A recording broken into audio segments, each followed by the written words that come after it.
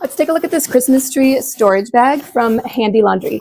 So for starters, we have 11 trees in our home this year, and storing them in these bags is critical because the boxes take up way too much space, the trees get dusty. I always recommend a bag. This is for a 9-foot tree. All of our trees are 7.5 feet, but I always size up because I just don't want to struggle getting the tree into the bag.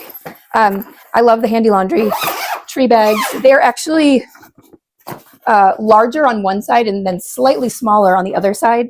And so you can put the bottom of the tree on the one end and just kind of nest the pieces together. It's a really nice thick canvas material. The zippers are very strong and sturdy. This will be the 3rd year that we're using them. They've got very nice handles. We store all of our trees in the attic, and I love the way that these have wheels, and it has this structured piece here. And the reason being that it's got a handle here on the other side, and you can just sort of drag the tree around. So I could just literally drag it down the stairs. It's so much easier. Also on the back side, it's got this really nice pocket here, which we actually use to store the tree skirt, just to kind of keep everything together. So definitely a good buy. I always recommend a tree bag. I love to be able to label them. It's much easier for storage. Always size up. But thumbs up on this one.